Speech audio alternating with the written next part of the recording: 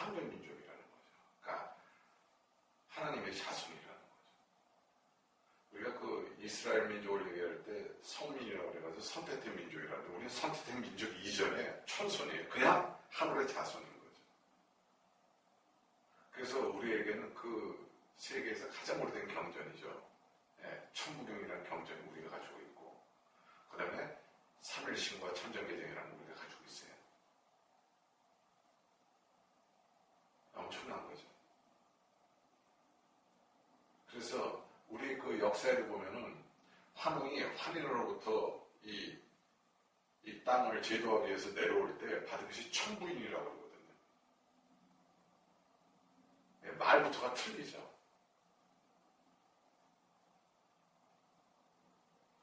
그러니까 우리가 천손민족이라는 것을 알게 되면 우리가 이제 무엇을 해야 되는 걸 알아야 되는 거예요, 스스로. 이런 것들이 이제 하나하나 이제 역사적으로 좀 밝혀지고 있는 거예요. 그래서 스스로 자기를 이제 탐구하기 시작하는 거예요, 누군가. 그래서 우리가 뭐 이거 얘기하다 보니까 관찰자라는 얘기도 나오고 여러 가지 얘기가 많이 나오죠. 자신에 대한 참고를 하다 보니까. 여기서 제가 정의를 내려드린다고 그런다면은 나는 누구인가 하는 그 우리 인간은 무엇인가 이 말이죠. 인간은 뭐냐? 쉽게 표현하면 그냥 정보체입니다. 정보체예요. 나를 깨우치기 위한 이 정보체가 이 인간이란 생명체예요. 그래서 저는 이것을 정의할 때 정보 활용 인격체라고 그러거든요. 인격이 있다는 거죠. 그 인격에 나는 누구인가의 핵이 있는 거죠. 그 인격이 바로 부처님이 얘기하시는 그 성권의 부처가 얘기하셨던 자기고 예수님께서 말씀하셨던 사랑이고 공자가 얘기했던 인이에요. 이것이 합쳐져서 우리가 이 정보체를 통해서 나타낼 때 나타내는 방법들에 대해서 구체적으로 제시한 게 인이 예지로 나타난다는 거예요. 이게 나예요.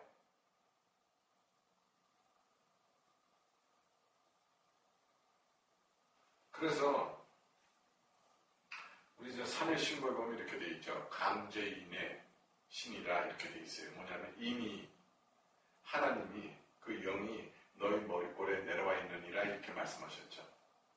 인간은 태어나자마자 신성이 내려와 있다 이 말이죠. 이것을 우리 한민족은 그것을 신성이라고 표현을 했고 영어에서는 홀리 스피릿이라고 그랬고 그것을 번역하는 과정에서 천주교에서는 성신이라고 그랬고 기독교에서는 성령이라고 그랬고 요즘 다 성령이라고 얘기하시는 것 같아요. 영이라고. 아주 순수한 영이라고. 그리고 불교 쪽에서는 그것을 불성이라고 얘기했는 거고.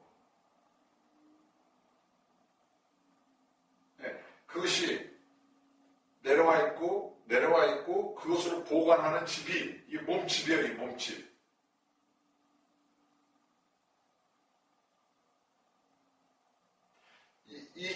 이 몸집이 바로 정보체라는 거예요. 우리는 이 정보를 통해서 또 다른 영이 내 안에 진짜 내가 이 정보체를 통해서 깨우쳐 나가는 거예요. 그래서 우리가 말하는 이 순수한 영과 혼과 백이 하나 되어가는 과정이 바로 깨달음의 과정이에요. 이미 영백이 하나로 되어가는 과정을 깨달은 과정이라 아는 사람들은 이미 깨달은 단계에 들어와 계신 분들이에요. 근데 그 깨달은 과정 속에서 어떻게 돼요? 세상과의 부딪힘 속에서 삶이 과연 어떻게 살아가는 게 가장 합리적이고 가장 효과적인 방법이에요. 그 시대에 맞게끔. 그게 바로 부딪힘 속에서 깨어나는 것을 그 해법을 풀어나가는 것이 바로 깨달음의 과정인 거예요. 바로 삶 자체가 이거라고 생각하면 그분이 바로 깨달은 분이에요.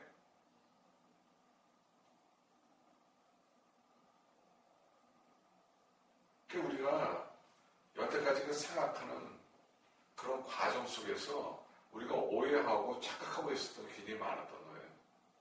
우리가 어떤 깨달음이라고 그러면은 굉장히 높은 도의 경지에서 세상을 돌아보고 축지법을 쓰고 무슨 여러 가지 이런 것을 많이 상상할 수가 있었죠.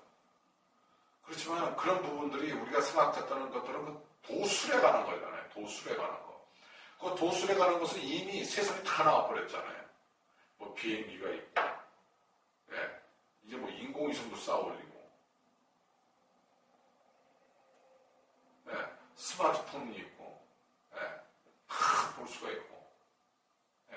미래를 예측하는 그런 자료들이 엄청나게 쏟아져 내려오고 있고, 예전에 말하는 그런 도술이라는 것을 우리가 쓸 이유가 없잖아요. 그걸 우리는 여태까지 자꾸 어떤 식으로 생각해서 이런 도술을 쓰고 이러는 것들이 뭐 축지법이다, 천안통이다, 천통이다 이런 것들이 뭐로 생각하고 있었어요? 그거 다 깨달은 자들이 하는 거라고 생각하고 있었고 그것을 우리가 추구했지 않았었나 우리가 한번 생각할 필요가 있어요. 그것을 동경하지 않았었나. 근데 그런 것들이 이미 세상에 다 물건으로 다 나와버렸어요. 학문으로 다 나와버리고. 네. 사람의 마음을 읽으려고 하니까 벌써 심리학에서 다 나와버려요. 그래서 다 분석하고 다 해요. 어떤 행동을 하면 그 행동이 어디서 나왔는지 다 분석이 되고 있어요. 예전에는 그런 것들이 안 되다 보니까 그것을 추구하시는 분들만이 그것을 할 수가 있었는데 이제 다 알 수가 있어요. 노력만 하면 그런 능력을 다 갖출 수가 있는 거예요. 그리고 그런 정보를 다 갖다 쓸 수가 있게 돼 있다는 거죠. 지금은. 이게 달라진 거예요. 그래서 예전에 우리가 탐구하려고 했던 나는 누구인가에서 도술에 이게 관심을 가졌던 것이 이제는 뭐냐면 진짜 이 내가 누군가, 내가 이 세상에 나와서 내가 해야 될 일이 뭐고 나는 왜 태어났는가 이걸 알아야 되는 거죠. 그게 틀려진 거예요.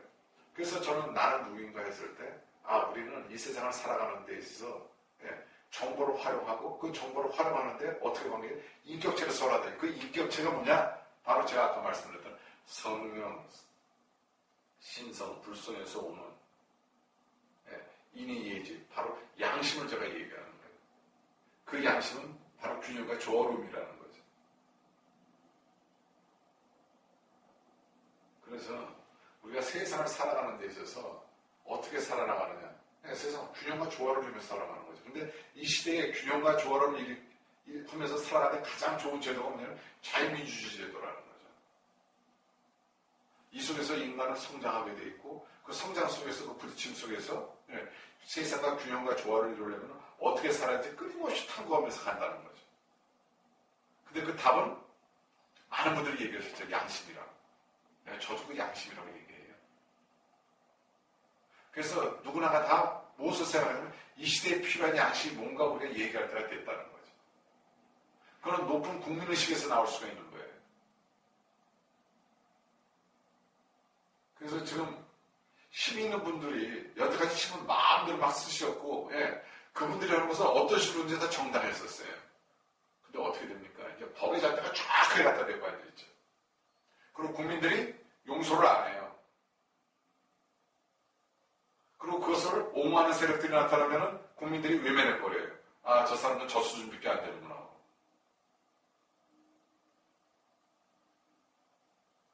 바로 이것이 우리가 얘기하는 양심법의 시대가 됐다고 그러고 국민들 마음에 다 양심이 살아있다는 거죠. 그리고 정법 시대라고 얘기하는 거죠. 법이 바로 서는 시대가 됐다 이렇게 얘기하는 거죠.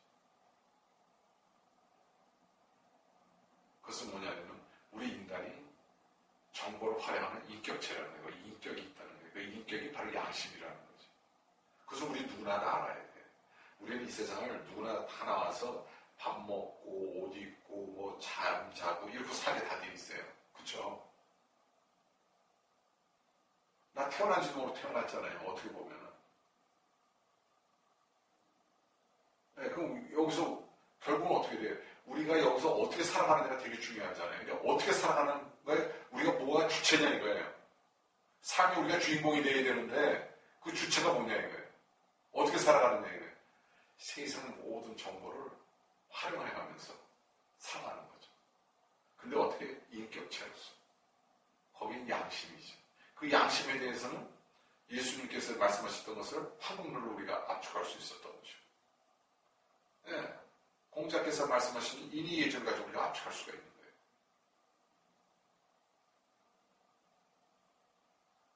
그래서 교황께서도 그러셨잖아요. 신의 자비에는 한계가 없다. 바로 양심이 바로 구원이다 이렇게 말씀하셨죠.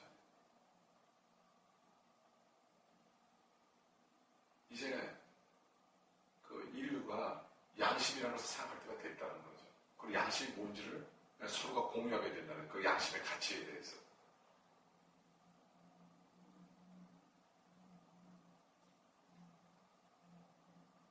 그래서 그 부분에 대해서 우리가 정의를 내야 된다고 한다면, 특히 제가 항상 말씀드리는 경우, 인간은 정보가 아닌 인격체다. 그 앞에 또 하나 자율 선택권을 가진. 그 선택권을 가졌다는 것은 선택한 것에 대해서 책임도 겸허하게 받아들인다는 그 의미가 있죠. 니 탓, 내 탓 안 한다는 거죠. 다 나의 탓으로서이다. 이렇게 나갈 수 있다는 거죠. 자율 선택권을 가진 정보 활용 인격체가 바로 인간이고, 거기에 중심이 바로 나다. 그것이 바로 후에만의 답이다. 저는 이제 이렇게 정의를 내립니다. 또 다른 분들은 또 다른 식으로 또 정의를 내릴 거예요. 근데 저는 이렇게 내립니다. 그리고 자신이 왜 태어났고 자신이 여기서 역할이 뭔지는 창세기 2장에 보면은 잘 설명이 되어 있어요. 이건 또 제가 다른 데서 또 논해놨기 때문에 참고로 하시면 됩니다.